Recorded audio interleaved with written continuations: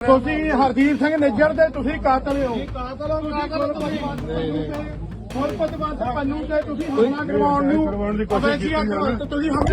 नमस्कार, आप देख रहे हैं वीके न्यूज। मैं हूं दिवाकर विक्रम सिंह।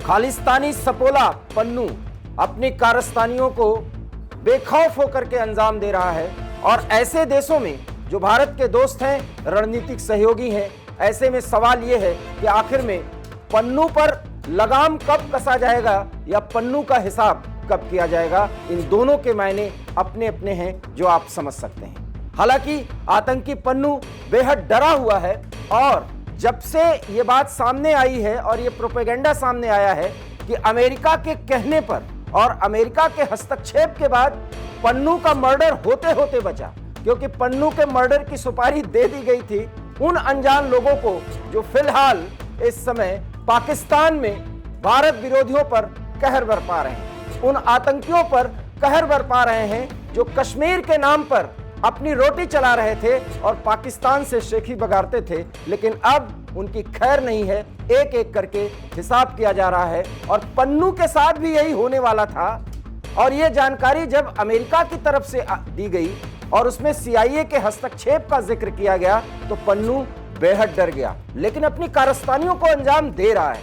और उसका सबसे बड़ा प्रमाण है कि अमेरिका में अगर वो दे रहा है तो किसके इशारे पर, किसके सह पर। आप ये जो वीडियो देख रहे हैं, इस वीडियो में देखिए भारत के डिप्लोमेट अर्थात राजदूत तरनजीत सिंह संधू के साथ किस तरीके से धक्का मुक्की की जा रही है। और ये कहीं और नहीं बल्कि न्यूयॉर्क सिटी में एक गुरुद्वारा है, उस गुरुद्वारे में तरनजीत सिंह संधू अरदास करने गए हुए थे और वहां पर धक्का मुक्की की गई इनके साथ। और धक्का मुक्की के दौरान जो नारे लगाए गए और जो कहा जा रहा है उसको भी सुनिए।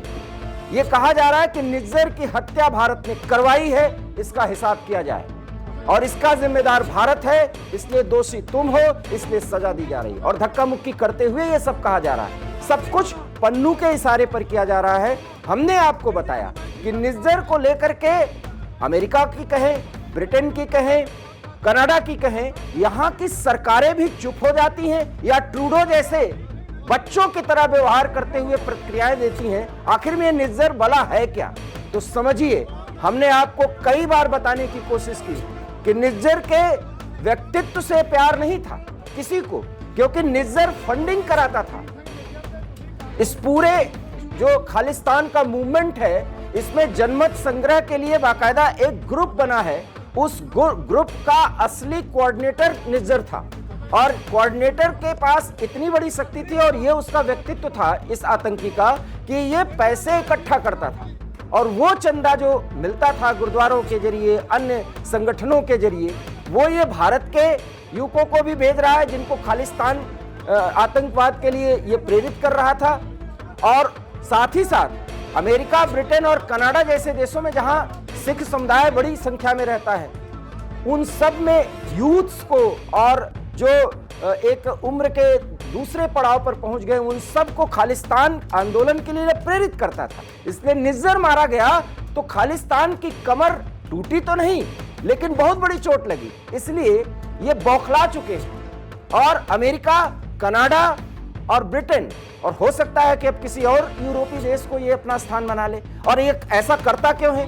क्योंकि ये पन्नू वकील है, पेशे से वकील है, दो देशों की इसकी नागरिकता है और दो देशों के नागरिकता का ही ये फायदा उठाता है। और इसलिए ये प्रोपेगेंडिस्ट आतंकी है जो बाकायदा अपने चेहरे को सामने लाता है। इसलिए इस आतंकी का हिसाब होना बहुत जरूरी है। सवाल यह है कि हिसाब करेगा कौन?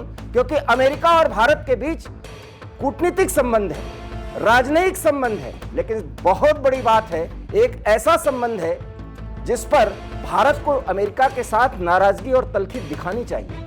अमेरिका भारत का सबसे बड़ा रणनीतिक सहयोगी है और रणनीतिक सहयोगी के मायने बहुत बड़े होते हैं। एक होता है जिगरी दोस्त, और आधुनिक वैश्विक समाज में या आधुनिक वैश्विक परिवेश में रणनीतिक सहयोगी की भूमिका में अगर दो देश आ जाते हैं तो उसमें एक दूसरे का हित अनहित, अगर उसके खिलाफ कुछ भी हो रहा है या उसके फेवर में कुछ हो रहा है तो दोनों साथ उसके सहभागी होते हैं। ऐसे में भारत के एक राज्य को तोड़ करके खालिस्तान बनाने का कोई मूवमेंट किया जा रहा है तो अमेरिका ऐसा होने कैसे दे रहा है। इसलिए बाइडेन प्रशासन पर अब दबाव, बेसिकली कूटनीतिक दबाव बढ़ाने की बहुत बड़ी जरूरत है। कुछ ऐसे ही जैसे ट्रूडो को सबक सिखाया गया और जो काम वो कर रहे थे उसका पूरा का पूरा हिसाब करते हुए उसी अंदाज में उनसे बात की गई और एक्शंस लिए गए। यहां तक कि कनाडा के राजनयिकों को भी भारत ने निकाला है। क्या पन्नू जैसा आतंकी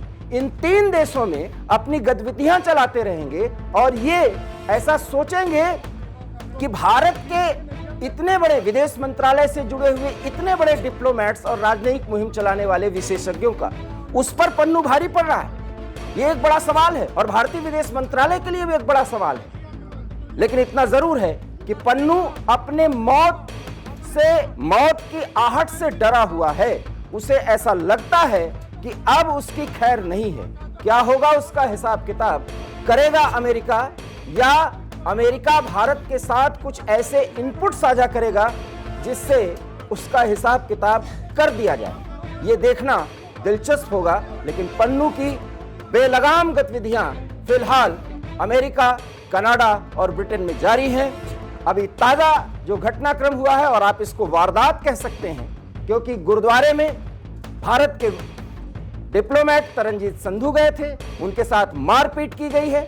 मारपीट करके नारा लगाया गया है और बाकायदा उनको बताया गया है कि निज्जर का हत्यारा भारत है, उस पर लगाम कसी जाए, ये बात कही गई है और धक्का दिया गया है। तो कुल मिलाकर के कनाडा में जो कुछ हो रहा था अब वही अमेरिका में हो रहा है। सवाल यह है कि क्या पन्नू किसी देश के एक स्तर से बड़ा व्यक्तित्व रखता है क्या? और अगर ऐसा है तो फिर पन्नू के बारे में बहुत जानकारी इकट्ठा करनी होगी, क्योंकि हो सकता है कि अगर किसी देश के डिप्लोमेट्स को और वहां के राष्ट्राध्यक्षों को यह प्रभावित कर रहा है तो फिर निज्जर से भी बड़ी भूमिका में पन्नू है। और सबसे बड़ी बात है कि ये ऐसा आतंकी है जो अपना चेहरा भी सामने लाता है और समय समय पर भारत विरोध में वीडियो भी बनाता है और उसको बाकायदा प्रोपेगेंडा के जरिए वायरल भी करता है। और इसका असर सिख युवकों पर भी पड़ता है और वो भारत के लिए खतरे की घंटी है। क्या आप हमारे इस बात से सहमत हैं? दीजिए अपनी प्रतिक्रिया। देखते रहिए वीके न्यूज, क्योंकि यहाँ खबरों का सिलसिला कभी नहीं थमता। मुझे दीजिए इजाजत। नमस्कार। वीके न्यूज, राष्ट्र के नाम।